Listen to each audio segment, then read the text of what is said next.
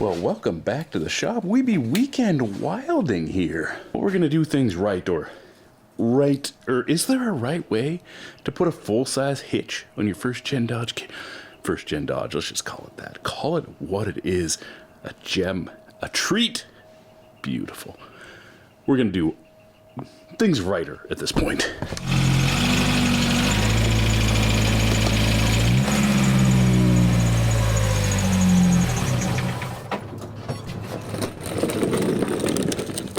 Why, hello there. Let's take a look at it. One, that spare tire's got to come off. Things that were holding this bumper on. There are the mounts. There's 4 bolts. We got this big metal piece here and 4 bolts, which you can see right there. Very well spread out. Now I think we can improve upon that. Well, I definitely know that this thing has got to go. All right, the 4 bolts. Look, I even cut an area here for the hitch. But they are puny bolts. Let's start by pulling this bumper off. Now we gotta put some thought into these things. Whoa, a little cramped in here, even if it is on the thing. I think we're gonna pull the bumper off by the bumper side, leave the mount in there. The mount looks plenty stout for the kind of pulling that I'm gonna do here, which is heavy pulling. If we have a custom thick boy hitch, it's gonna be beautiful. All will be well. So we're gonna pull that off. We're gonna measure. We're gonna cut our metal piece, and then we're gonna drill holes. Then we're gonna figure out how to bolt the thing up. As I was saying, practically a truck here. I mean, look at that. We got a solid live axle all the way across. We got leaf springs. And as expected, the spare tire hiding right under there. The thing is pretty much a truck, so I'm going to use it as a truck. There's 4 bolts. They're 5/8. Oh, get dirt all over me.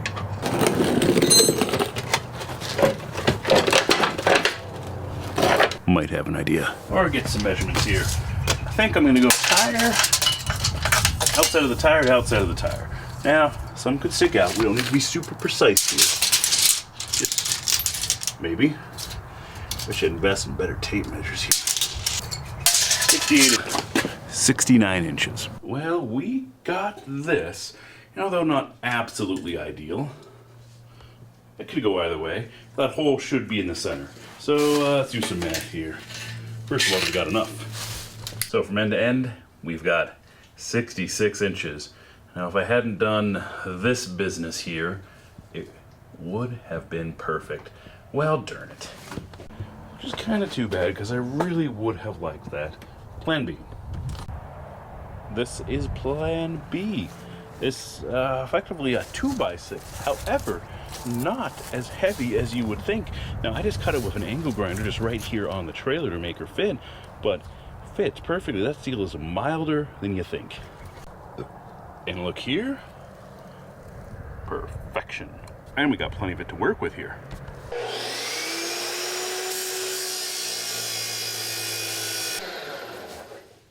We'll let it rest for a minute. This isn't my favorite thing.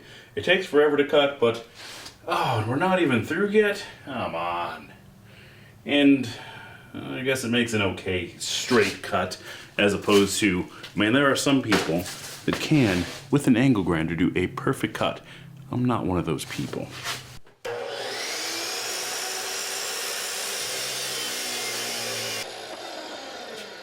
Why do I have a chop saw? This is the thing that happens every time. And look how hot this is. You can see it smoke right now. The whole thing. The angle grinder got it. Oh, damn it. Is it just the blade? What is it? What is my malfunction here? Well, at the very least, we can use the adjustable fence. Yeah, we got our square out. We got a nice mark there. Got so hot it melted the paint off the thing.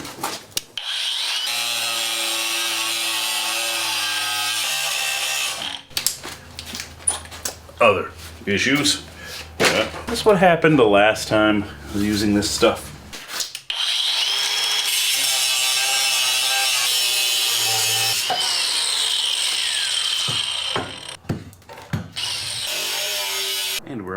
something like this. Would you look at that? Well, I think I know what you're thinking here. If you reutilize them mounts, doesn't that lead you to the exact same trouble that you had earlier with the flexibility? I mean, this is all sheet steel, and it is designed to flex a little, but let me show you what I'm thinking here. That is beautiful. That is perfect. I love it. But you're absolutely right. This is not strong enough to do anything bigger than a bike carrier, which would be fine. I'm fine with it. But, well, look up under here. We have unibody frame rails. Oh, yeah. Frame rails right there, which I can pull this up, just mount that on the bottom, have a piece mounting right to that frame, bolted in hard. Now I use my daughter's art supplies.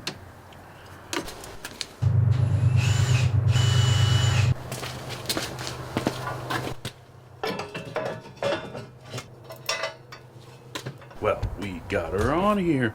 Now, I did drill a few holes without you watching. We're gonna pull it off. The bolts are just placeholders. Or, I'm gonna drill more holes. So they're placeholders. Door closes. I could probably just leave this on for the night. But I want a hitch tonight. Well, I lied to you guys. This is not a one-day build. This is not just a Saturday build. We're going into Sunday. Just notice above that I've run out of daylight here. But we have made some progress. I got this thing on. It is not quite on yet. It is held on by two bolts. One here, one there. And it's for the bracket, there's one bolt holding it on to the, well, the sheet metal behind here. But that isn't the final solution that we're going with. But even as it is, I think all that flex was just in that other bumper. Chrome won't get you home. Just look at that. That's solid. It's my two bolts. Alright, a little bit of flex there. That's to be expected. Oh, you gotta sit right there. That'd be cooler if you could sit on the thing too. Add more weight. So we have a trip to the hardware store where we need some hardware. Because if we're gonna have exposed bolts out here, we need to have some fancy grade 8 bolts. Now, does it need grade 8 bolts? No. But I mean, they're going to be right out in the open, rust-proof, etc. We're going to have 4 of them right here. And then we're going to work on, we might even just weld the backside. The bolts will be decorative, whatever, who cares? So, you know, it's probably unnecessary. Let's not get too far ahead of ourselves. So we got our bumper here. And yes, she's more than 5 mile an hour rated, which was the requirement in '89. And then we're going to work on the bottom bracing, so this thing can safely have a trailer behind it. And then I'm getting other ideas. I want to lift this. Why does every vehicle I have end up lifted? Lawnmowers, Volvos. Oh well. Oh, another day, well, the same project. You know, I wouldn't say that I've misled you, but it is, shade myself. Ooh, UV tinted, look at that. It is Wednesday, and I don't know if you can tell, but I am homesick today. I don't know what is it bad? Use all your sick days. The company will replace you before your obituary's out. Use all your sick days. And I'm legitimately sick, so. But that means we can continue this project. I slept till 1, now let's get to her. So the things I'm looking to accomplish today, a hole. I still need to buy, I'm just going to use a receiver adapter in here. So I'm going to pop there, we're going to drill as big a hole we can. It's more than 2 inches, make it a square, whatever. And then the bottom supports here. Well, here is the scrap metal we're using in order to start at the cut, but then I realized I was depriving you of some good Bosch angle cutting and grinding goodness here. And here's the other one I already cut. Now, I did learn pretty early that it's easier to cut the metal than it is the welds.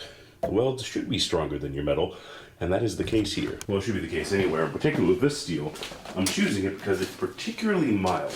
And while I do have a 1/4 inch here, with this sort of beyond what I can actually weld, I think that she will melt nicely. And weapon of choice is going to be the Bosch angle grinder. You know, we could get her done eventually with the Cryobes. I mean, you could hear, just listen to the difference.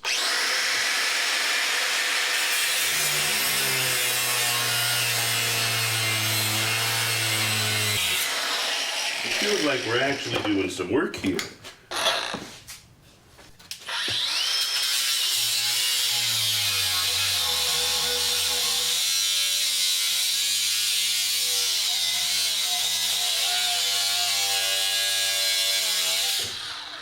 I don't always shoot sparks, but when I do it right at my camera, which is already damaged, for doing this very thing. You know, what am I doing with my life? This camera has like 30 times 50 whatever zoom. Huh. Remember the demonstration I was making isn't so bad. Let's drill some holes. So we're just gonna eyeball this. It should be fine. Exact middle of the vehicle. Ooh, to right there. Yeah.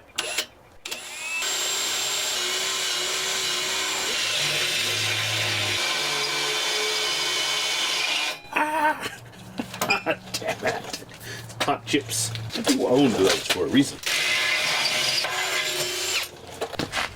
You know, you're thinking that's one bitty hole. What are you going to do with that? Huh. First of all, how big is that? That bigger than 2 inches?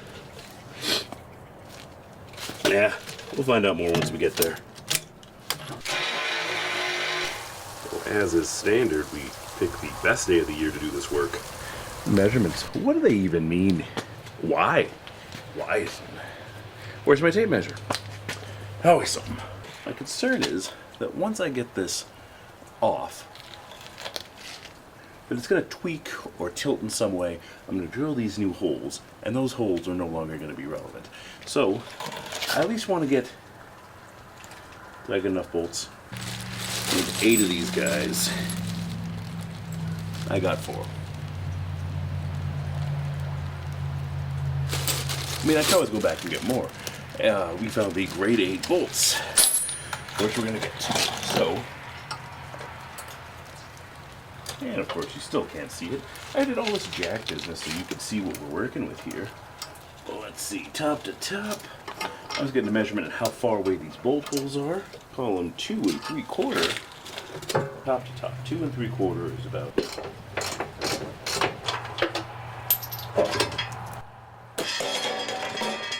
Things are looking up at the tractor Murdochs. Yeah, same difference, whatever. Look at this, $25 are cheaper than the ones. I think they want 25 or 30 over there. Yeah, some of these are more expensive than they should be, but they've got this unfinished, beautiful. This is exactly what we need. Beaut. And $24.99. Oh, is this bespoke, hand built, whatever? Here's what we got. You want to watch me eyeball something I definitely should not be eyeballing. The bolts are loose. That's fine. This, I believe I got us straight. Use the white pin there. I'm just going to cut, and we're going to re-weld our seams so all will be well. Fret not about it.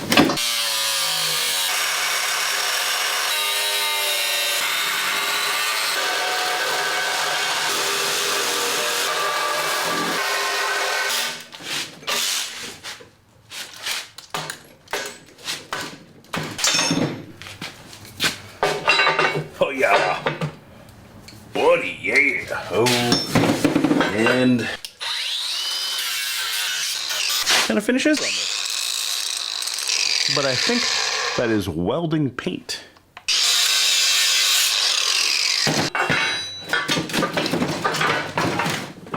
Not the end of the world, just a few gaps of fill. Don't worry, let me get you a good shot of some welding here. Now, what process should we choose? Are we gonna go MIG, stick? We'd go with MIG. Gasless MIG, that is.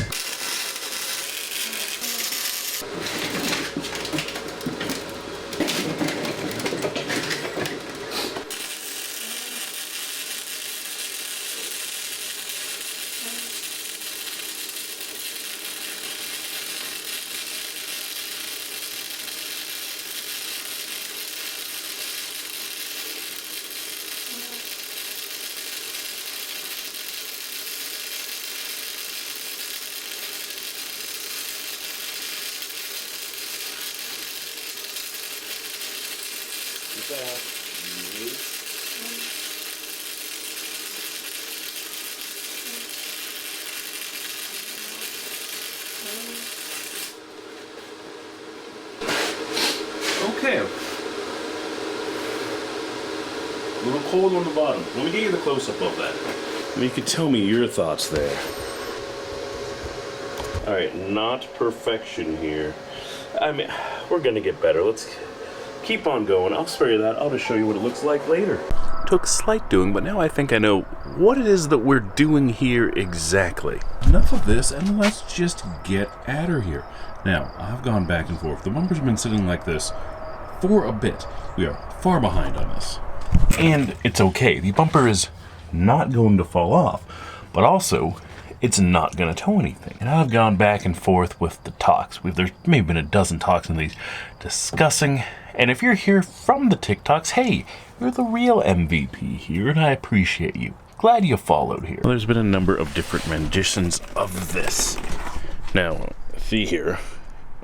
We got some flex there, and that flex just cannot be undone with. Looking under here, I mean, we can crank those bolts down, but this metal is simply, and the butting of the bolts is simply not skookum enough to use the hitch for, it's fine for a bumper. Example, this bumper's been hanging here and driving around. It's been our daily driver for some time, just hanging out. But insufficient if you actually want to use it for anything. Even a bike rack is insufficient. So I was thinking a flat plate here, and then I'd cut it partially, because you can see there's a little bit of a, we've got a ½ inch right there, but that would be no bueno. And like, we're doing a lot of cutting, welding, and it's a janky thing. Hitches have a standardized form that they've had for ever, since the invention of the hitch almost, since at least the 80s, the standard. Anyway, this, we have a frame. Now, don't kill me in the comments or do engagement, whatever.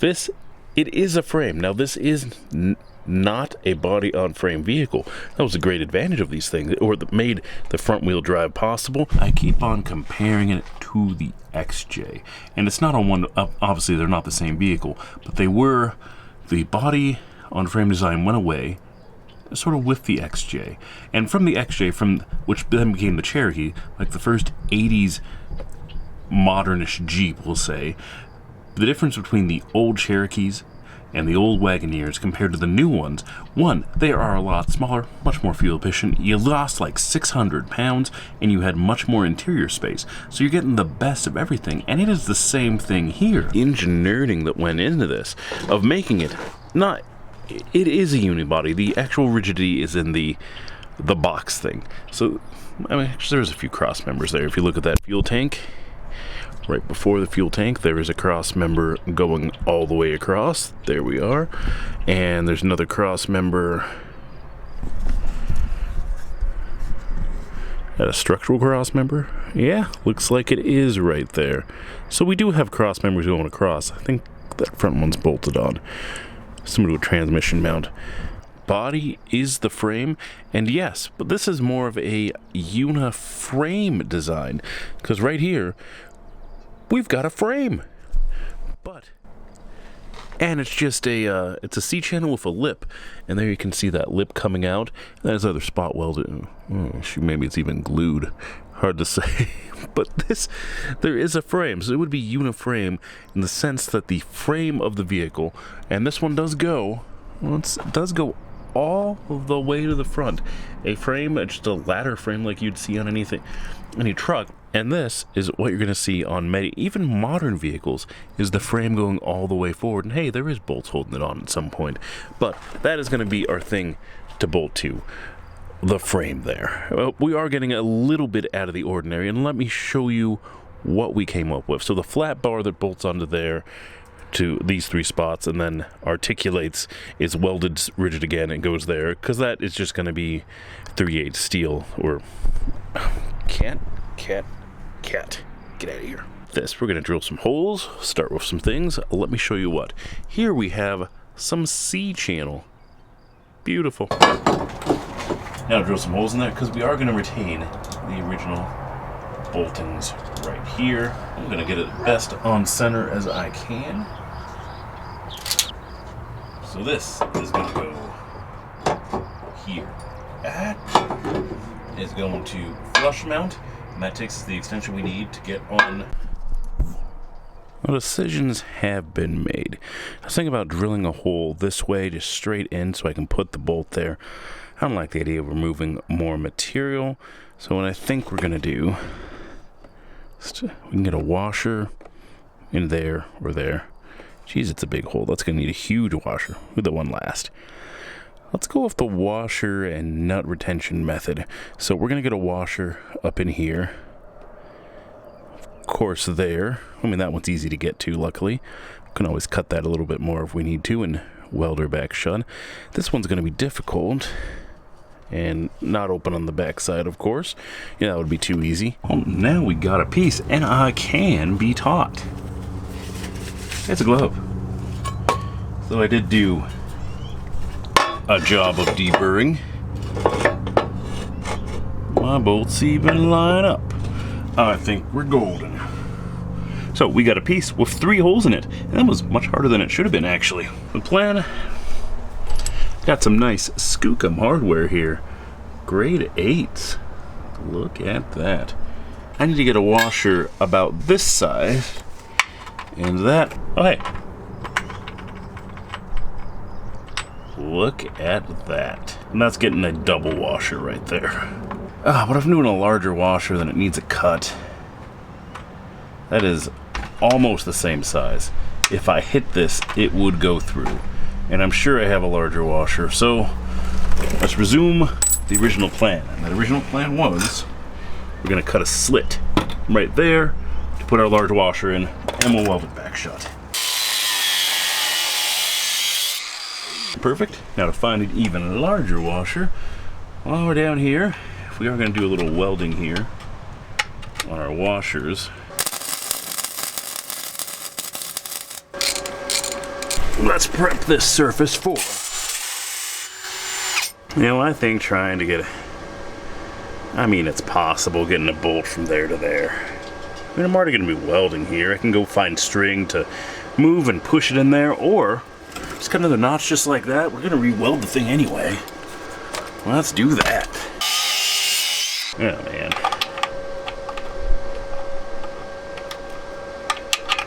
Yeah, we could cut more, or if I can go boop. Let's try that.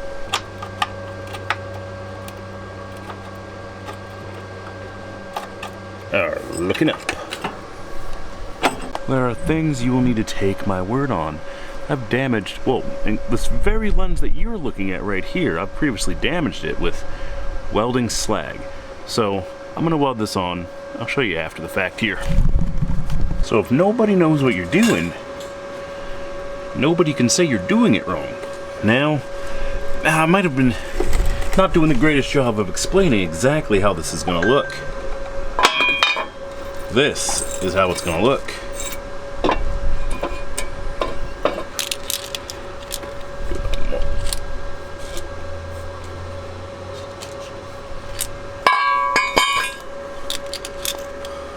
There's a lot of welding. It's actually this welding that I'm most worried about. I'm gonna pull it off. We're gonna weld it on the bench. Get you close-up content of that. We just got a rubber machine.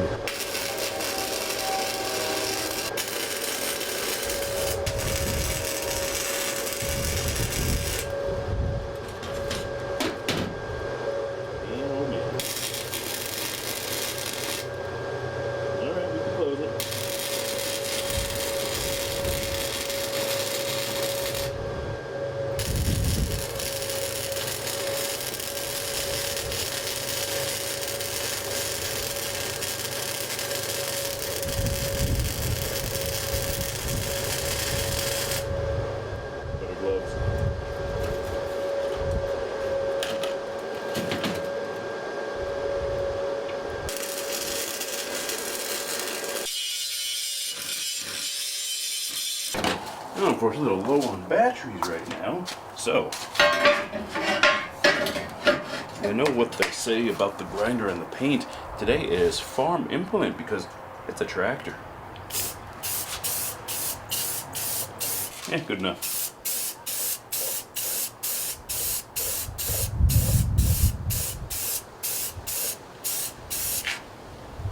Probably could have painted this on the vehicle. Oh no, I can't paint that yet. It'll burn off. Don't you worry. Back under the thing, and things are coming together. Allow me to introduce you. Paint not quite dry yet, but I'm impatient. Oh yeah, put my fingerprints on it. Nice. Get my... We are one half complete. Now, getting these bolts, tightening them, because the bolts are up there, was kind of a pain. But now, this has got to connect to this. And there's one way to do that. This. And we're doing a bunch of welding, and we're going to keep it up. But, should I put a bolt through it? Could. Well, I can get the bolt after the fact. But it's going to be fine. It's going to be welded perfectly. There's going to be no reason to do it. Have confidence in yourself and your work. Of course, this needs to be my best welding because, well, this is the part that everyone's going to see. That is a gap.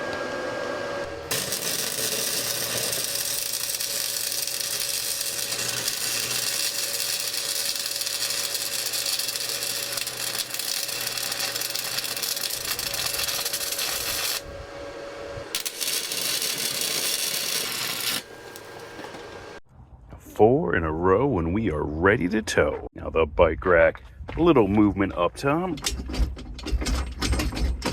which should be expected because it's really only a fix at the bottom, so there's going to be some flex in the main beam here, which 2x6, but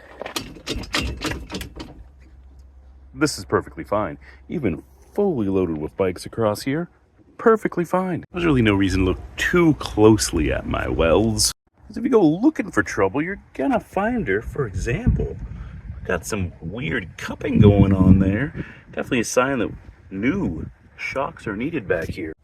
And no need to look too closely, but we are functional. And functional, well, I mean, that needs some more paint, but functional.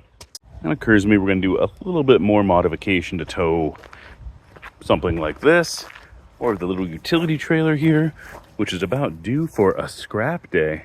Oh, beaut, look at all that. For example, I need wiring. I need somewhere to attach my tow chain. Now, to be a bit atypical because, well, all this is, actually, but, and be way far out.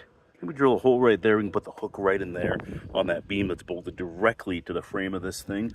So if something happens, which it shouldn't because I have confidence in my welding, thing gets ripped off, it's there still attached to the vehicle. Now the easiest thing and the most typical thing would be to attach something here, maybe a little U-hook that we can clip those onto. That makes sense.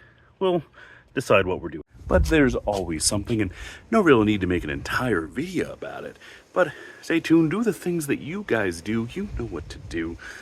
And we'll do this next Saturday. Next Saturday, we're deleting counterbalance shafts. And then we'll move on to sand solar after that, and we'll do something else. Like, comment, subscribe. Do I need to tell you twice?